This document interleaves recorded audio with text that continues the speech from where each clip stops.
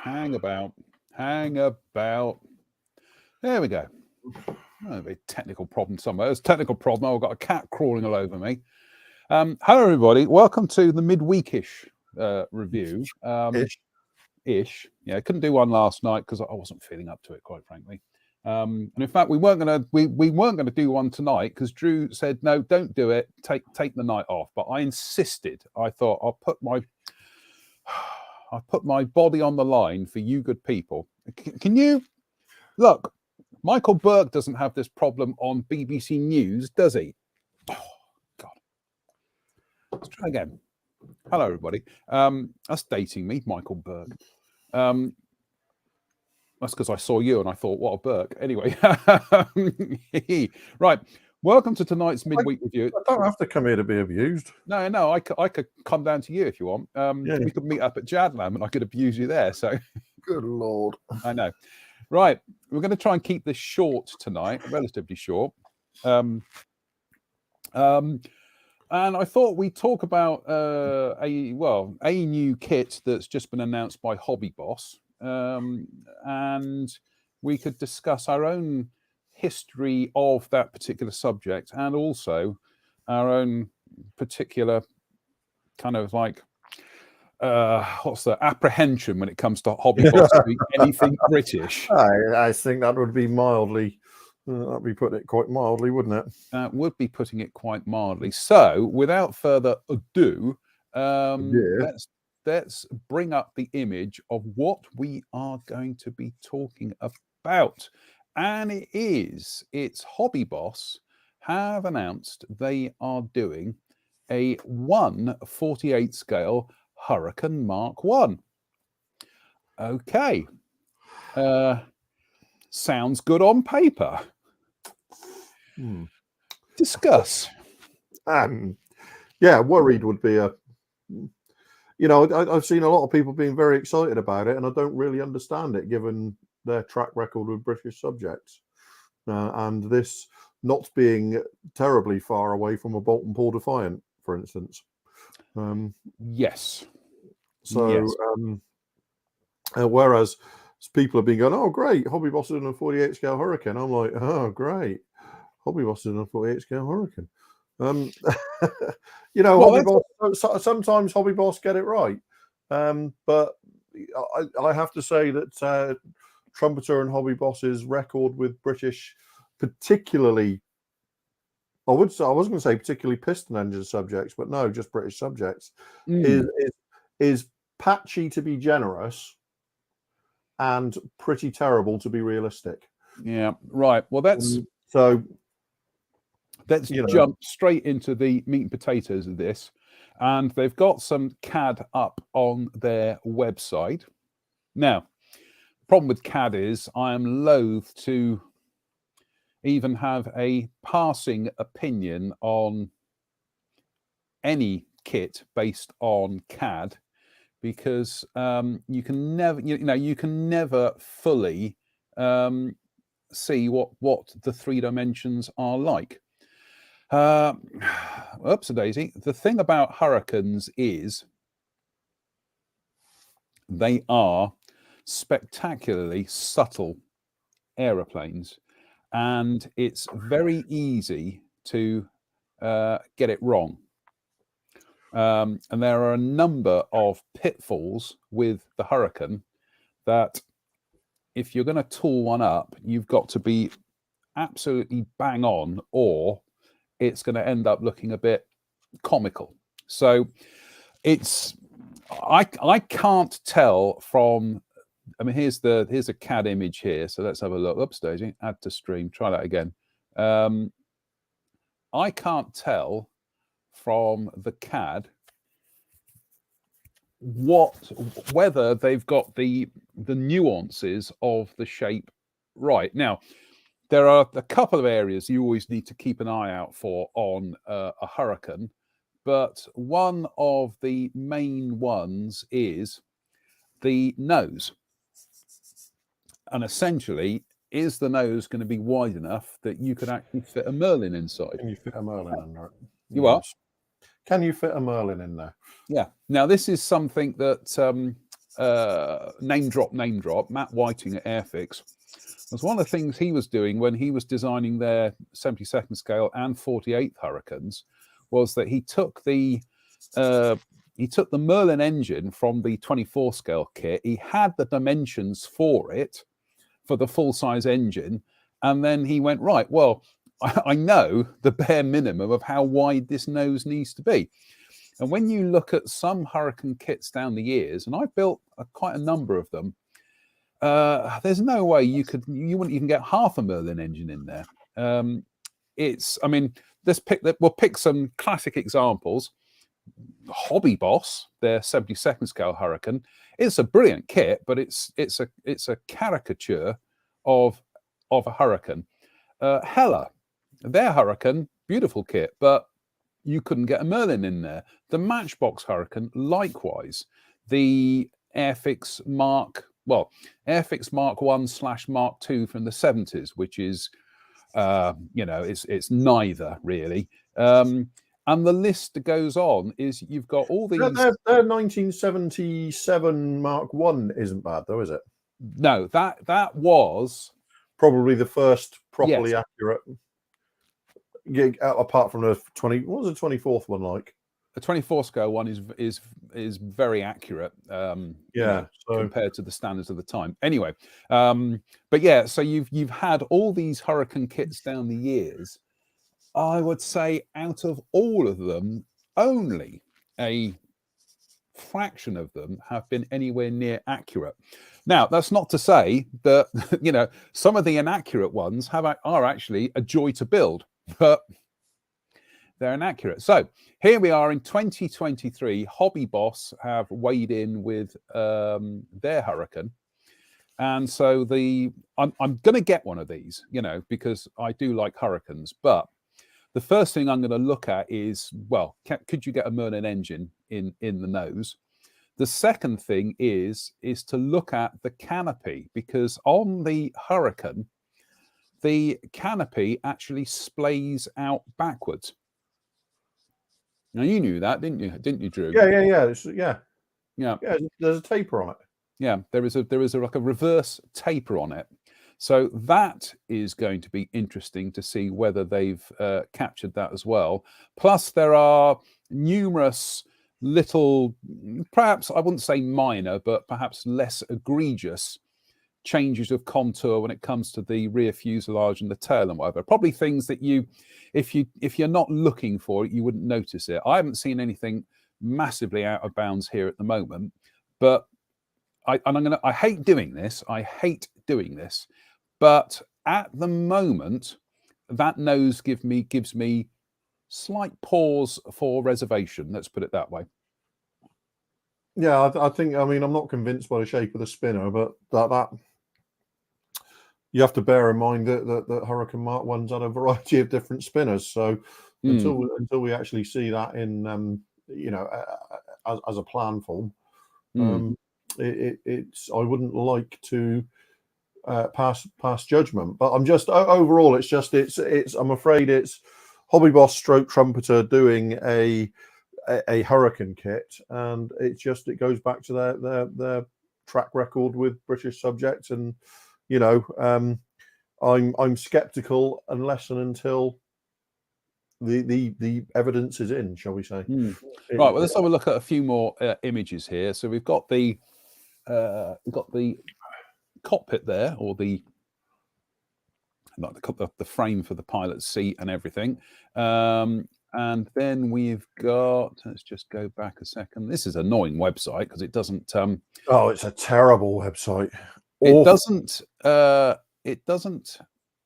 kind of what's its name? It doesn't kind of load the way these pages usually do load. So there you go. There's the canopy and the cockpit and everything, and it's not loading. Oh, stupid website. And let's have a look. What have we got here? Yeah, we got the undercarriage legs and the doors. They're okay. No, I'm not going to say anything. And let's have a look at what have we got there. Now, there was some concerns about the radiator and people saying that it was perhaps a bit deep and too squared off for a Mark 1. Again, I'm going to wait until I've actually seen the kit, seen the kit in the flesh. I mean, I, speaking personally, I wouldn't be too worried about that sort of thing until we've seen the overall shape. Yeah. Do you know what I mean? It's Yeah. sort of. There's no point in that being massively accurate if the nose is completely wrong. Yeah. I'm sorry. So, the images aren't loading properly. Thank you, Hobby Boss. Oh, for goodness sake! All right, let's try dumper dumper dum. Let's try this again. It's that website has always been awful. Oh, do you know what I'm going to do? I'm just going to stop screen. Right. What I'm going to do is I'm going to grab the images, because what it doesn't do is right. Let's try it again. Oh, honestly, what a farce! What a fiasco! What it doesn't do is it doesn't enable you to kind of open them all out in one go, which which is really annoying. And also, it doesn't enable you to actually scroll through them as well. So dumby. Right, okay, bear with us, folks. We're just going to do some jiggery poker. Anyway, Drew, whilst I'm doing this, what have you been working on this week? Just the Cobra, Right, which is sort of starting to. Oh, we're starting to get towards some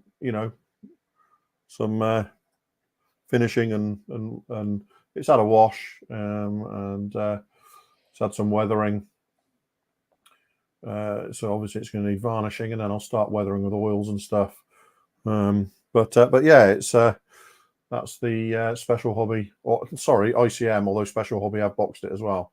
48 scale AH1G, which is I love this. It's a great scheme, isn't it? It's a great color scheme. So and how are you finding that kit at the moment? Oh, it's beautiful. Right. Oh, it's just it's ICM, isn't it? It's you can more or less take it as read these days that an ICM kit is going to be,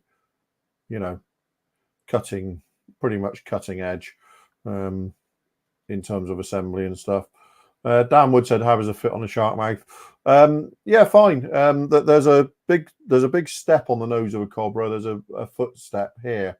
If anything at all goes over that area, remove that footstep and put it back on later, or you're going to have all sorts of problems with applying the decals.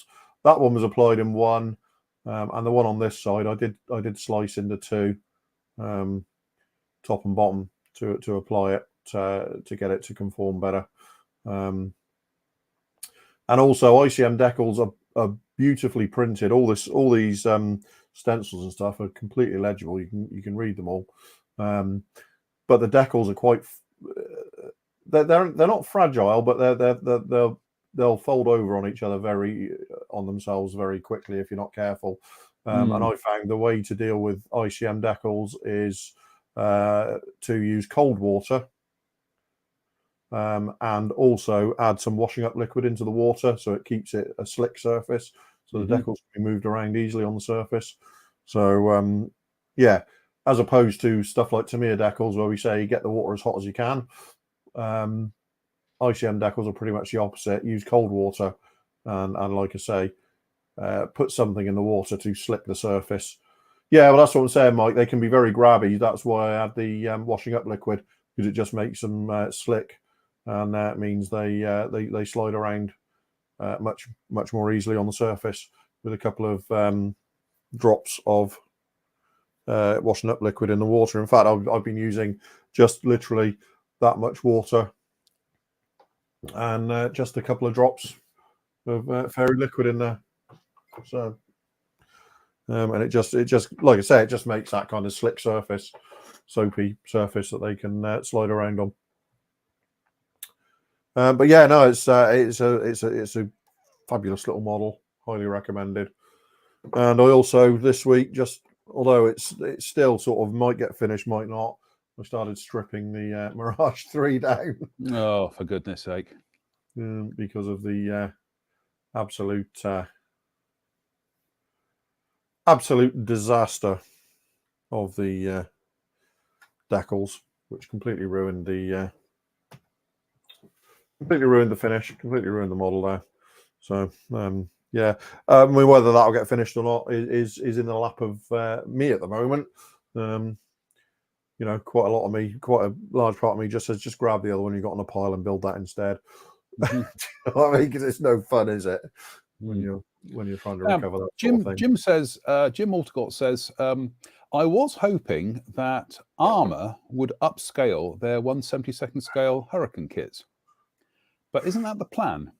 Yeah, the 72nd scale Hurricane 2C is due for release in the next couple of months.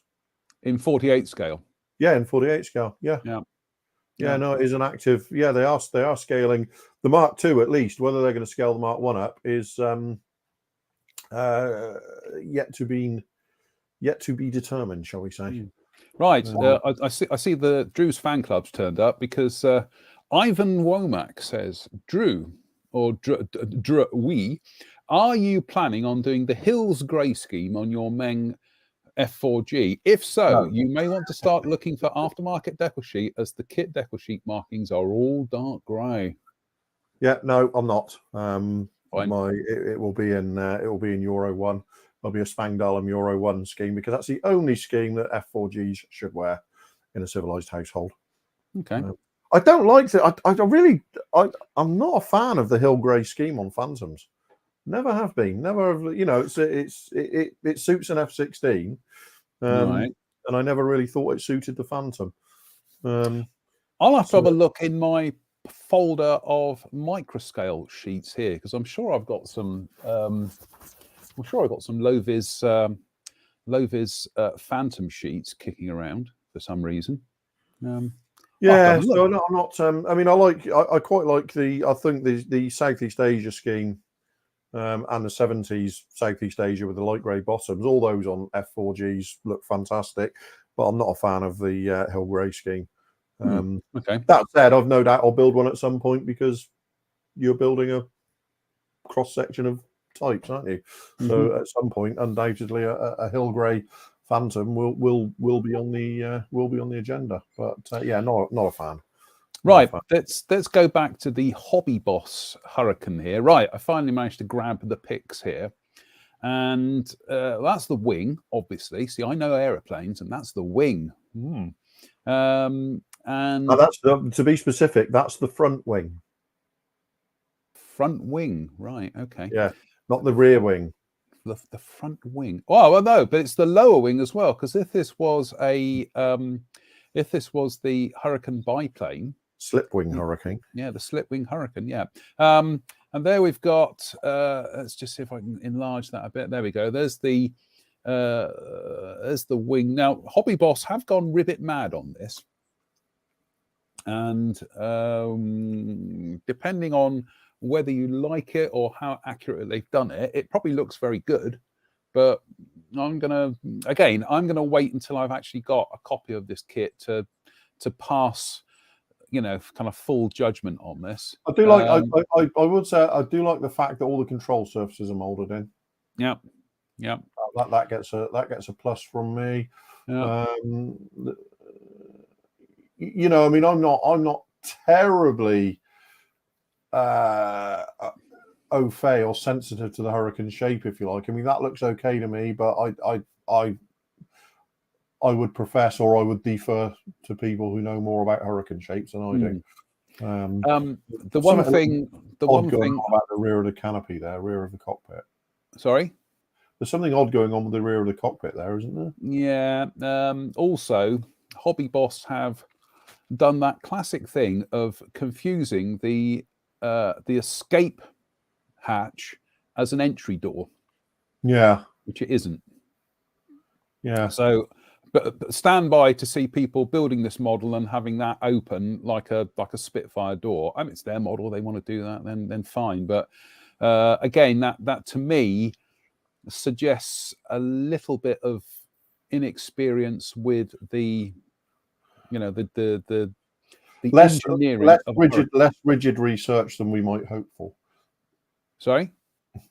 Less rigid, or should I say, less vigilance in the research than we might hope for. Well, that tends to be de rigueur when it comes to Trumpeter and Hobby Boss with their British. What's that weird angle at the rear of the headrest part there? What there? No, up. No, there's a weird angle. Yeah, there. Yes, yeah, there. Yeah. It's odd. Yeah.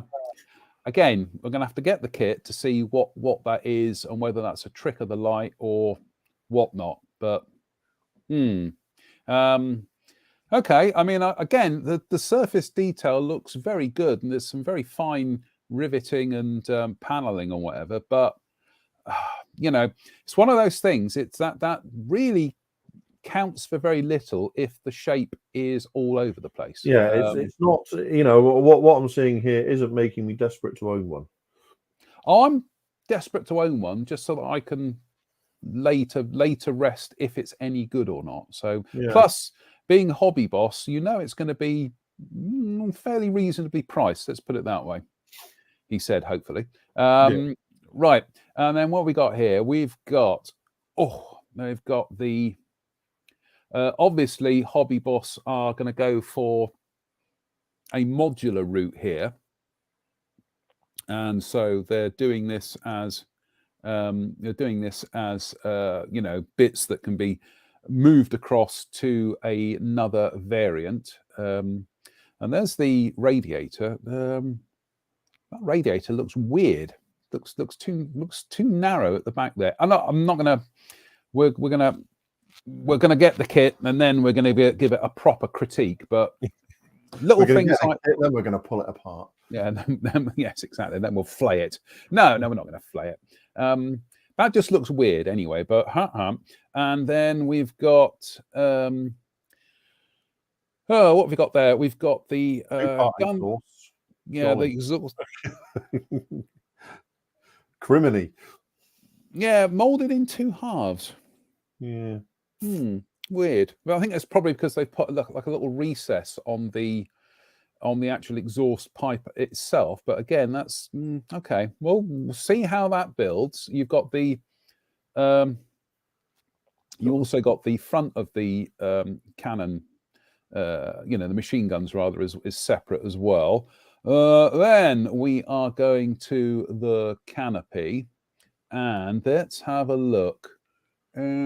It looks like they've made an attempt at that reverse splay, but again, difficult to tell. I was about to say I don't think they have, but we'll have to wait until we see it. I'm looking at that. Perhaps it's because it's slightly knocked at an angle. So, yeah. Oh, there you go. Dave Swindell's answered our question for us on the rear of the cockpit. It's actually correct. That rear headrest area looks correct. It's chamfered and tapered to improve rear view. It's missed on most kits as this bit is cut away to accommodate an overscale thickness canopy. There we go. There we go. I'm just reading some of the comments here. Dave Fleming says, looks stubby. I don't know what he's looking at. The Hurricane, right? Okay. And Paul Dunham says, Hurricane test shot build spinner seems wider than nose. Well, we'll come to those images in a minute. Dan Wood says, "Why have Airfix never released their new? Why have Airfix never released their new 172nd Hurricane apart from the Operation Torch kit?" I don't know, Dan. You have to ask Airfix that. New 172nd Hurricane. What are we talking about? The Mark One. No, the Mark. I think he means the Mark II. Mark II. Yeah. Or the one from 2009 or so. Yeah, that one. Yeah, that one. Yeah. Yeah. Best. Let's not. Hey. You may say that. I couldn't possibly comment. And what? I'm happy to comment. Let's not go there, eh? Then we've got a little thing of photo etch for the seatbelts and the rubber tires. Wah, wah. And then just an overall view of the sprues. I'll tell you what I do like about this kit is it looks to be really quite simplified. Yeah, it's a 2-day kit, isn't it? When I say simplified, I don't mean that in a negative sense. It looks like it's a really kind of straightforward build. Yeah, no, I do like that kind of simplicity. Yeah. Let's have a look at the. Oh, yeah, that spinner. Yeah. What's going on there? Yes. I mean, bear in mind, I think it was the de Havilland spinner could have that kind of slightly chamfered look to it, but I don't know. There's something again. I need to see the kit to try and work out what is going on there. One thing that is jumping out at me at the moment is the fact that those separate gun covers do not appear to fit very well within the recesses. No, that could just be the builder. Yeah, I mean that looks like that really has just been slapped together, hasn't it? That's a quick slap together. So I'm not. I would be reluctant to pass judgment based on that, but on the other hand, again, it's not filling me with a desperate desire to own the model. I was going to say that the I've forgotten what I was going to say now. COVID brain fog. No, anyway, well, we'll come back to that. I'll come back to when I remember what I was going to say. Yeah, I don't know. Looking at that photograph, that nose seems too slim, but it looks very much like the 1950s Airfix Defiant nose to me. I'm going to hold my hand up and say I'm not gonna. We're not going to have people saying. No, I mean we need to see it, but those exhausts look awfully prominent against. I think that's just the builder. I think that's been a skinny nose. I'm not. Although from this angle, that nose doesn't look too bad. But I mean, all we're proving here is that we've got no idea, have we? No. No. What's new? Yeah, until we actually have the kit in our hands. I tell you what, it looks like it will be a fabulous kit. But fabulous kit and accurate replica is two different things. See, that nose looks okay there. And again, you do get with the Rotol spinner, there is a little bit of an overhang, but that all depends on what spinner it is they're actually depicting there. Which brings us to the elephant in the room, which is the decal sheet. Right. Okay. Where do we start with this?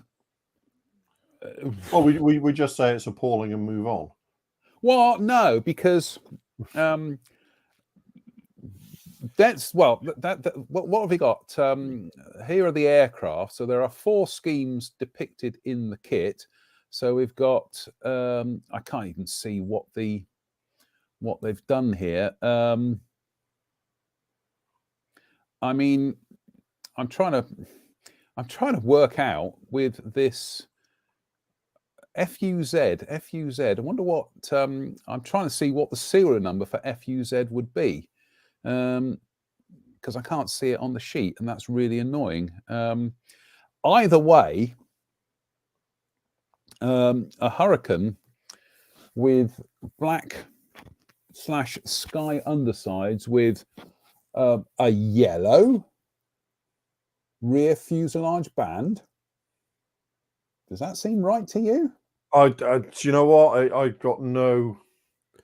I'm sure Mr. Fleming is beavering away as we speak. Yeah, come on, Dave, bail us out. Save us.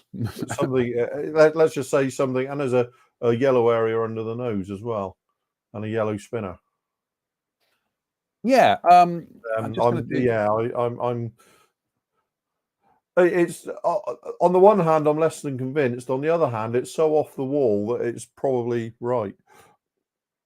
Well, I'm just seeing. I can't see what the. I'm trying to see what the squadron is, but I can't see the UZF, UFZ rather. UFZ. Let's try it again. UFZ, not UFO. I've had enough of them this week. Thank you very much.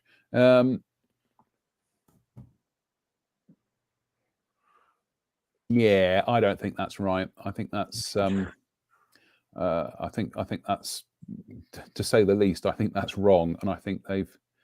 Look at the camouflage on that first one as well. You what? On the first option now, the topside camouflage. What's going on there? It's just like big suede. It's not an A or a B scheme. Just actually, I'm just gonna say that. Let's have a look. Again, so off the wall that it's possibly right. No.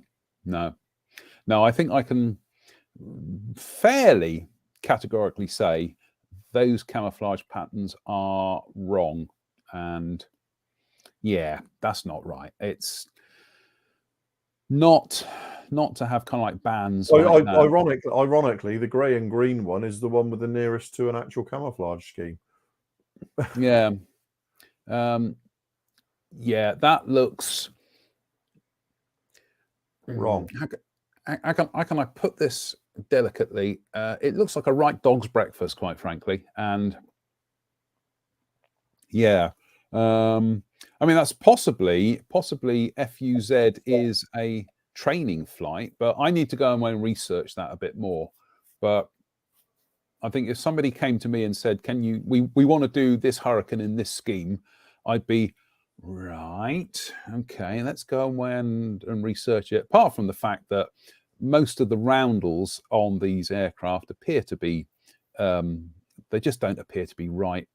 And also, sorry, let me just go back a thing here as well. No, that's right. I was just looking there. Yeah, it's I've got. It's a dog dinner. It's an absolute. It's catastrophically bad. Sorry, it is. Yeah, I'm gonna have to wait and see. Also, they've got they've done the code letters in white. Yeah, I think fair enough to say, folks, you probably will need to have an aftermarket decal sheet if you are going to build this one, and I'd need to compare these schemes with photographs of the actual aircraft to try and work out whether Hobby Boss have even got the shapes of the code letters right or all that and whatever. We'll do that as a follow-up, actually. And I hate to say it, that's where my that's where my day job hat comes in, because I'm just like, really? It just, as always with Hobby Boss, the decals appear to be an afterthought. And perhaps they figured out that they can't be bothered to spend money on them because people will buy aftermarket anyway. But yeah, not convinced. I know you're not. So no, I'm not convinced by it's just another thing that doesn't convince me. It's another thing that just makes me say I will wait to see what people who know the Hurricane far more intimately than I have to say about it. But I'm not ambitious. I'm not. In other words, you're going to wait until I waste £20 of my valuable money Yep. Um, Because I'm not wasting £20 of my money on it. okay. Anthony Bird says, looks like UZF may be correct if you can decipher the black and white image here in terms of the yellow bits. Unfortunately, we can't. V7743. Okay, bear with me. Fill in, Drew. Fill in. V7743 Hurricane. I'm just going to see if I can bring up an image. V7743 Hurricane. V7743. Let's have a look.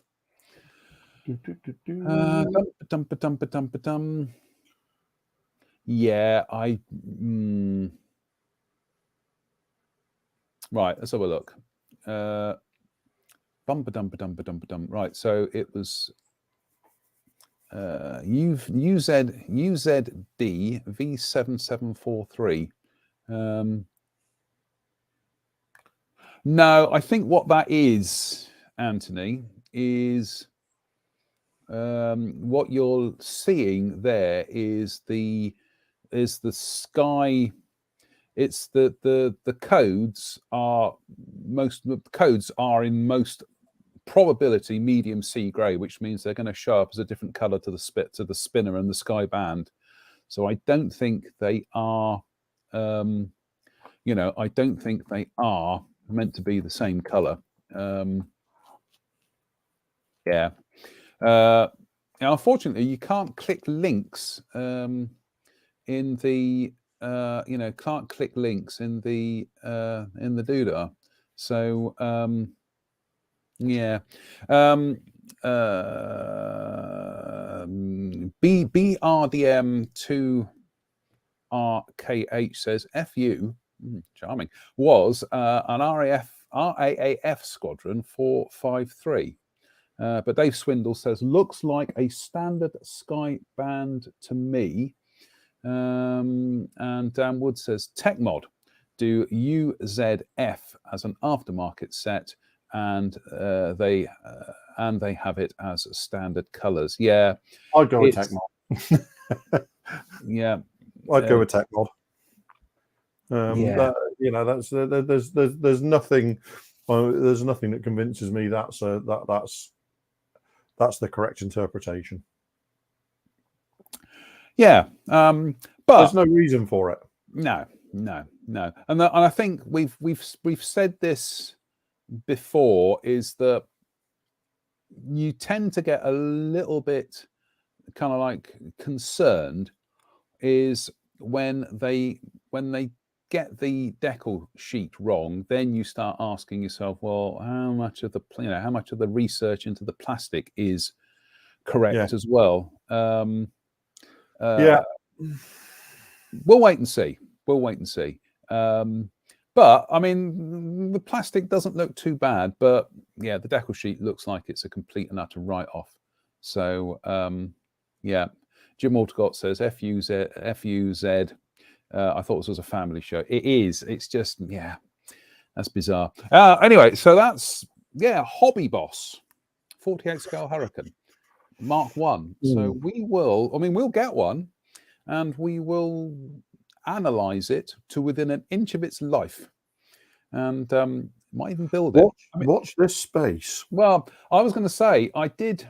When was that? That was what, 5-6 years ago. I did get the Hobby Boss Hawk when it came out. Yes, and I'd heard some comments about it. Let's put it that way. But I thought, I'm going to get one.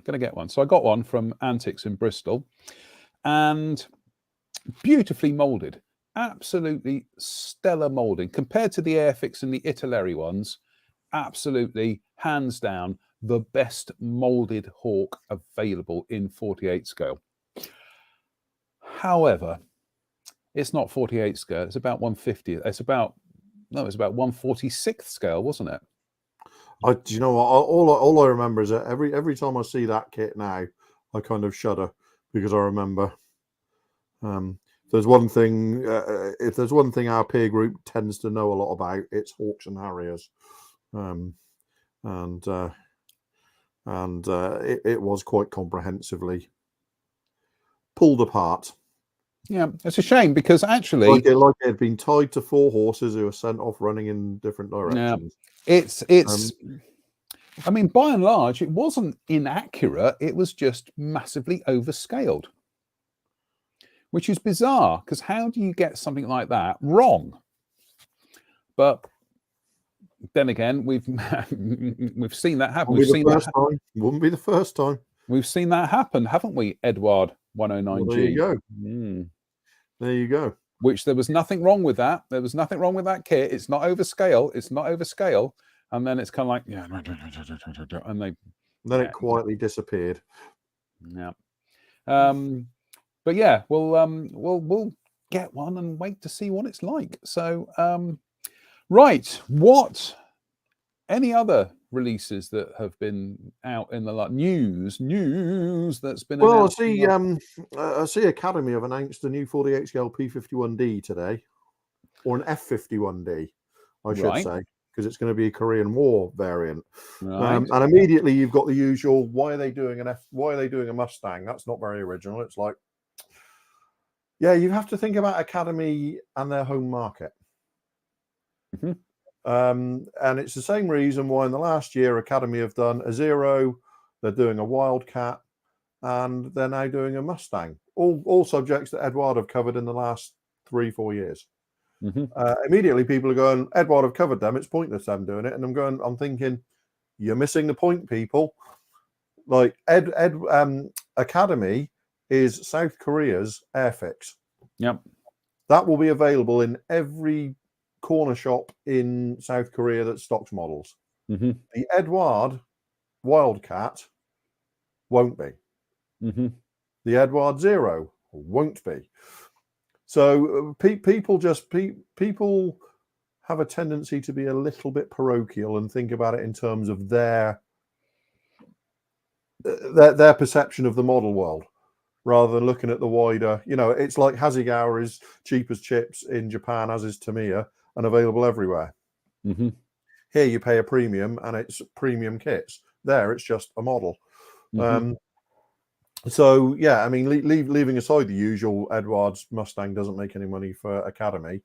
You know that a Mustang is going to sell forever. Why wouldn't you want a slice of that pie?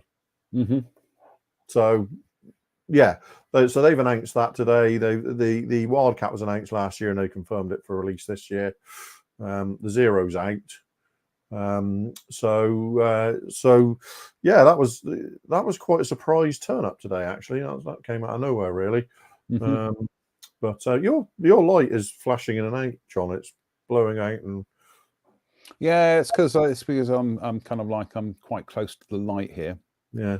Walking to the light, Caroline. Right. Oh, we've also got this. Hang about. We've got. Hold on to your horses, people. We've got pow ICM.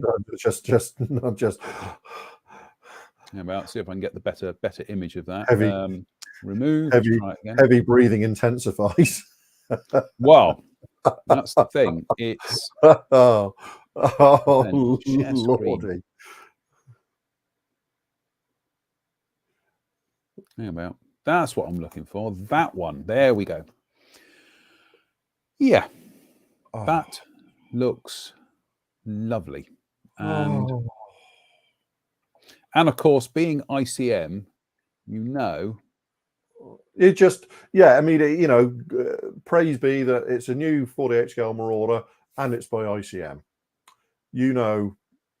Pretty much what you're getting, and I will be.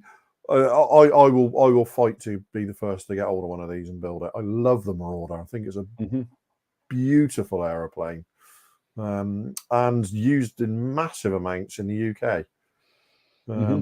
So I just yes, please and thank you. And hopefully it's. I mean, it probably will be broken down in the way that they'll stick some new fuselage halves in it in due course, and you'll get a B26G from it as well. So yeah, it's frabjous day. Can't wait. Absolutely cannot wait. I like the Yep. Marauder in case people aren't sort of picking up on my subtleties. I'm a bit of a fan of the Marauder. Mm. Yes, please. Very Excellent. Right. We've also got there was another one. I forgot what it was now. Oh well, never mind. B26. We've only ever had in 48 scale, and we've had the monogram kit OVS, and we had the AMT kit, which surprisingly had more interior detail than Yeah, the we discussed monogram. this the other week, didn't we? We discussed this the other week. Yeah. No, I mean, we do. The other week we knew that the ICM Marauder was coming, but we didn't have any box art. That's a lovely piece of box art as well. It's a very nice piece of box art. That is a very nice piece of box art. So Mm. yeah, I'm. Oh lordy, look at that. Mm. ICM knocking it out of the park again. So, oh lord. It's. I was going to say that the ICM B26, it also fits in very nicely with their little extended range of crew figures, and Well, yeah. It's sort of like it bodes well for the future. Like I say, I'll be very surprised if there's not a B26G in due course as well, which will then open up another raft of color schemes, particularly late war natural metal schemes and stuff. And you have to say the Marauder, the weathering opportunities are just legion with the Marauder. So I'm very, very excited about that. Indeed, that is one of my favorite releases of this year that's been announced. Jim Aldcott says AMT B26. I can't remember seeing that model. What scale? 48 scale, Jim. And let me just go and find it on the internets for you. Yeah, it's one of those kits that, because of the existence of the monogram one, it kind of it fell through the gaps of history. Although whenever you hear people talking about actually building it or having it, it's a remarkably sound kit, isn't it? Yeah, I think there are some issues regarding the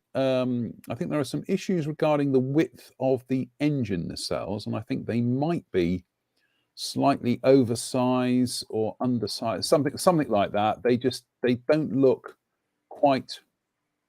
distinctly different to the monogram. Whereas the problem with the monogram kits of that era is that they were extremely well detailed, but they could be challenging builds, especially the clear parts. Yeah, here we go, Jim. And anybody who's ever tried putting the clear parts on their 48 scale Black Widow will know what I'm talking about.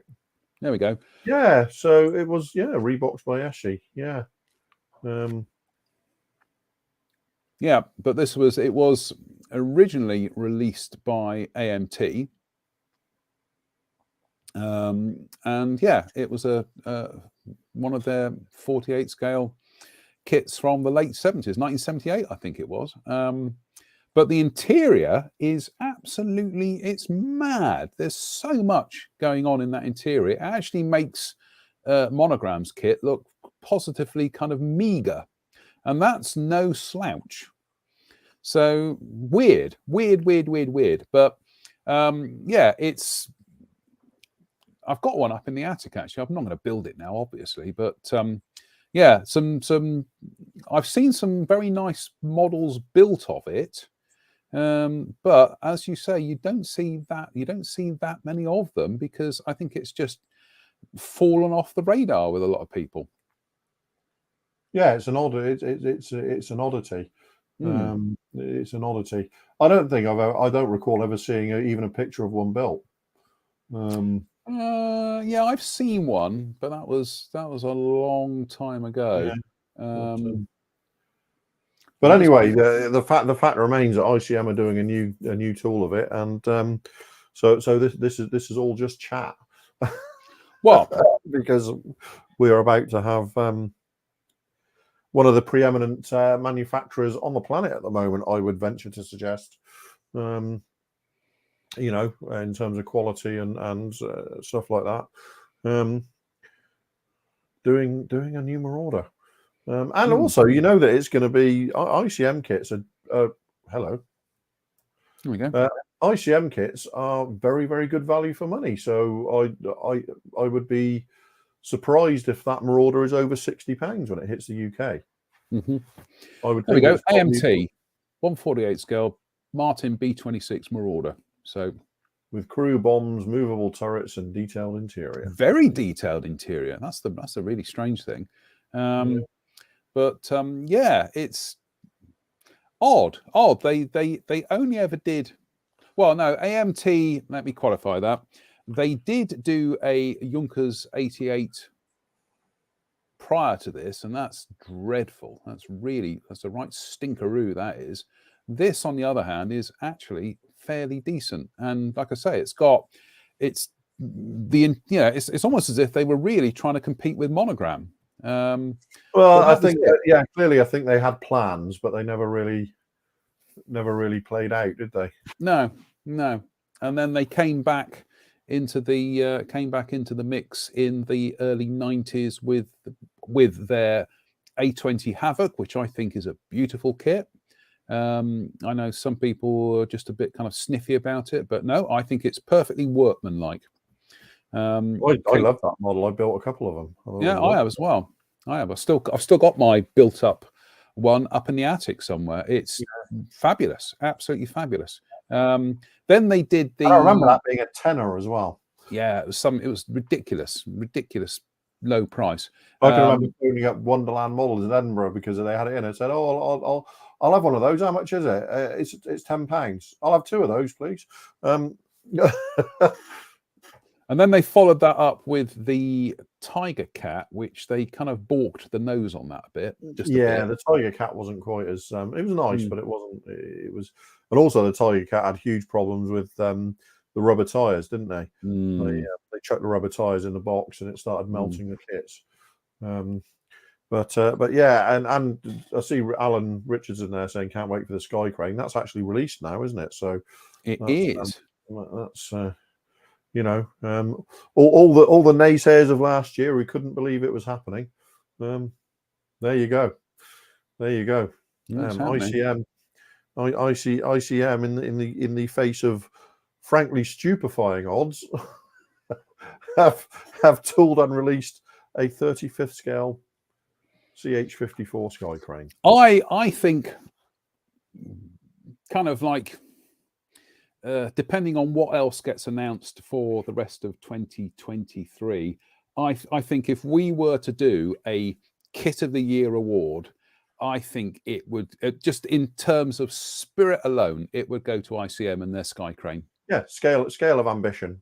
Yeah. And you know, I mean, it's one that I almost want to buy one, knowing full well I'll likely never build it, just because ICM deserve my money. I do. I just, I maintain that I wish that it was 48th, but I think they have said they will be doing it in 48th. So I'll wait for the 48 scale one certainly. But that 35th one, it's something like 680 odd millimeters long or something like that. It's just 2 feet sort of long. It's gigantic, isn't it? Dave's being an instigator. He's saying next a Mil 26. No, they're not doing a Mil 26, or at least they haven't announced one. No. I'm trying to work out. I don't know if Ukraine ever used the Mil 26 after the divorce, as it were. I don't know if they got custody of any after the divorce. It's an acrimonious divorce, I can tell you that. Wow. Yeah. But it wasn't, was it? That's to start with. Anyway, that's enough of that. That's another. The rest is politics. The rest is politics. I'm just having a quick look through the comments here. Just going to say hello to. Right, here we go. Who have we got here? Let's start from the beginning. We've got Alan Richardson, Tony Surridge, Damien Mullen, Nick Brown, Carlos H. Almeida, Simon Parkinson, who says first in, Yeah, you all behind the YouTubers actually, Simon. Sorry about that. Kev Tinker, Dave Swindle, Lee Suter, Dougal McWougle, John Patrick Huston, Mike Williams, Stephen Pryor, Jerry Doyle, Jeff Baker, Dan Wood, Arthur Cohen, Steve Moores, Ian Hartup, James Ray, Michael Hooverling, Paul Adams, Ophir Cohen, Hobby Time, Stephen Pryor. There we go. Let's have a look. Just scrolls down. Paul Dunham scrolls down. Theron Hampton. He says hello from Denver. Hello, Denver. Ivan Womack. Yeah, he's one guy who asked you about your Meng F4G. Let's have a look. Dave Swindle. BRDM2RKH, who said that's bright. That was the Hurricane Decals. They are a bit bright. Anthony Bird. Yeah. I think we've pretty much covered everybody. Gordon J. Good to see Gordon's here. No, that's about it. If there's anybody that we've missed, Russell Taylor. Yeah, if there's anybody we've missed, we do apologise. Right. Yeah, Alan says fingers crossed for a jolly green giant. Yeah, I think so. In 48, that would be nice. I would go for that. Definitely. Yeah, 48's go. Yeah. Right. I haven't got my bell here, so we haven't got anything more. No. This was an ad hoc show, to say the least. So, well, it's been ad hoc, and actually, it's rattled along. Not too bad. Rattled along quite nicely. Yeah. Right. So, ting. Any other business? No, not from me. No. Okay. Hopefully, we'll be around Sunday. Maybe see how you go. Well, I'll be around Sunday. Don't worry, I'm not going anywhere. Stop eyeing my stash as if I'm suddenly going to go. Ugh. I'm fine. I got to go for a blood test tomorrow. Oh joy! And just get to the bottom of this fatigue because it's starting to really annoy me now. I've put in a full shift of work today, but I did go for a walk on Wednesday. And I 2.8 miles, which was pretty good, and that was a lot of up and down the hills. But goodness me, by the time we got back, my legs were just like jelly again. Everything else was fine, my lungs, everything. My legs were just like, no, we're not doing this. So I need to get to the bottom of that because it's really starting to kind of like it's debilitating. Yeah, it's eating into my leisure time, plus trying to get on with work here, and I do find myself getting to about 2:00 in the afternoon and my energy levels just go boom like that. But what can you do? You've got to get on with work. So anyway, good idea, JM. Get to the cause of this COVID fog. Well, it's not so much the fog, it's just it's taking it out of my muscles. The fog is situation normal for him. Yeah, that's normal. Yeah, don't worry about that.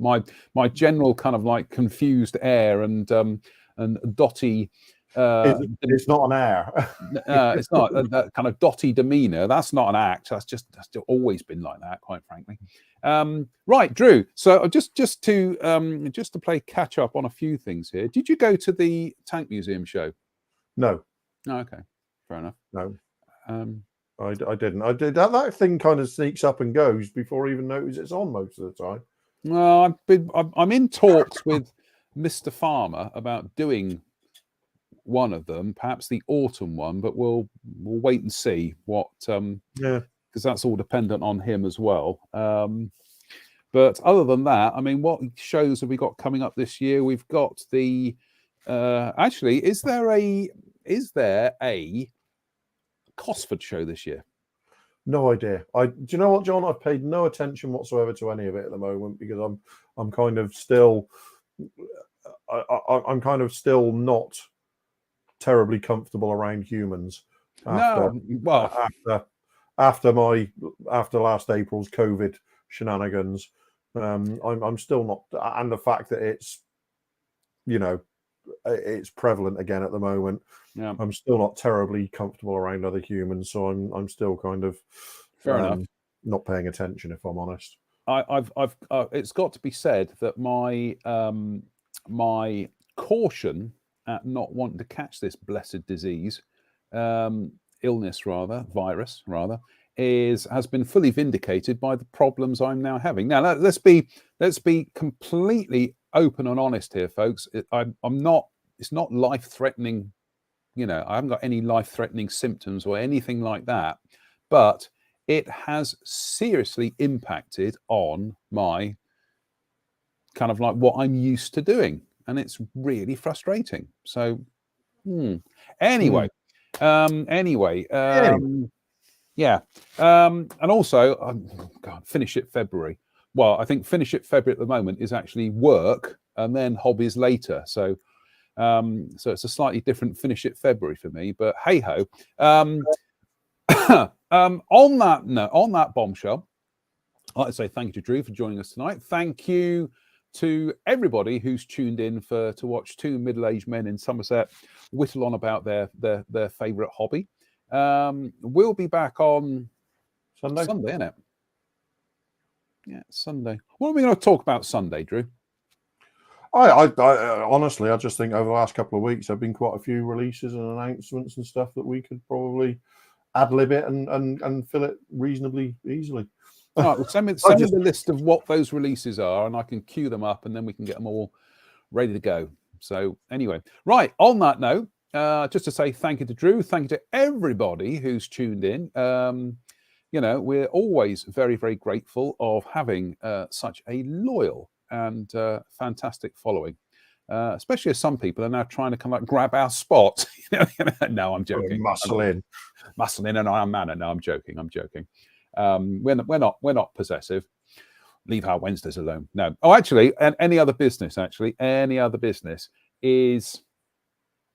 I think you might have seen on the timeline is unfortunately it looks like the Blitz. Blitz tea room is being sold, isn't it? Yeah. Well, it's up for sale. So hopefully a buyer comes along and they carry it on again. But it's just, I mean, what's that? There was another place that I liked that's kind of had to kind of go because of the. There was a place in Exmouth, wasn't there? Or yeah, that was it. Well, there was that one, the Bookrest Cafe. There's been a couple that it's just. So what we're saying is that you're a Jonah. What is that? Right. In that case, then I'm going to start going to Weatherspoons and Starbucks. So work my magic there. But yeah, it's just I love the Blitz, and it's one of those places that it's had a couple of instances where previous owners have kind of like sold it, and then somebody else has come in again. But I can understand why they want to do it, because the economic conditions out there are incredibly challenging. Really are. They're shocking, aren't they? You know, and you know, when you've seen energy bills spike the way they do, you know, whilst the energy companies make record profits, and yeah, it's. I wouldn't blame anybody running a business like that to just go. You know what? Just to be political for a second, none of those record profits are going to energy companies. They're going to oil and gas companies, not energy companies. There's a significant difference. Okay. There you go. Anyway, that's enough of my rant. Yeah, exactly. So anyway, and finally, right, we'll get off this. We'll get off the air in a minute. I was rather disappointed this week that all this UFO flap turned out to be nothing UFO-y at all, really, was it? It was all terrestrial. That was a shame. I was hoping we, could have done with an alien invasion as light relief. Go on. The universe is 13 billion years old, which means it's at least 13 billion light years wide. Nobody's coming here. Yeah. Shame that. They've probably got some good recipes for alien cake, but there we go. Right, on that note, just to say thank you to Drew again. Thank you to everybody who's tuned in. We'll be back on Sunday. Until then, stay safe, stay out of trouble, and we'll see you then. Bye for now.